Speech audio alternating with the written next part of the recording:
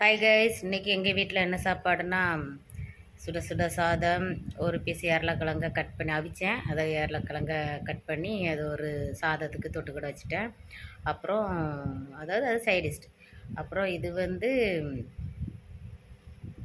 சொரக்காய் குழம்பு. சரி, பார்ப்போம் எப்படி இருக்குன்னு டேஸ்ட்டு பாருங்கள். சுட சுட சாதம், ஏரலக்கிழங்க கட் பண்ணி கொஞ்சம் கொஞ்சமாக வச்சுருக்கேன். சாப்பிட்டு அதை உடனே எடுத்து சாப்பிட்டுக்கிடுவேன். சொரக்காய் குழம்பு என்ன சொரக்காய் குழம்பு கூட்டு மாதிரி எழுதிட்டு. சரி, பேர் நம்ம தானே வைக்கணும். அது குழம்பா இருந்தா என்ன, கூட்டா இருந்தா என்ன.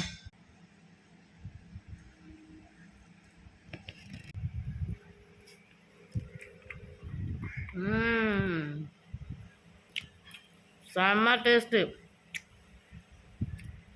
நான் ஃபோன் பேசிகிட்டே இருந்தேன்னா அதில் எத்தனை விசில் வந்ததுன்னு கணக்கு வைக்கல. அது நிறைய போய்ட்டு அந்த குழம்பு கட்டியாகி அது கூட்டாயிட்டு இருந்தாலும் டேஸ்ட்டு செம்ம டேஸ்ட்டாக இருக்குது. நான் உங்களுக்கு வீடியோ எடுத்தேன், வீடியோ போடுறேன். சரிங்களா? செம்ம டேஸ்ட்டு. என்ன டிஷ்ஷு செஞ்சாலும் அது நம்ம தானே பேர் வைக்கணும். நம்ம என்ன பேர் வைக்கமோ அதான் பேர். அது குழம்புன்னா குழம்பு, கூட்டுனா கூட்டு. குழம்பு வச்சோம்னா அது கொஞ்சம் கட்டையாயிட்டுனா அது கூட்டு, தண்ணியாக இருந்துச்சுன்னா குழம்பு. நம்ம வைக்கிறது தான் பேர். சரியா? சரி, தேங்க்யூ.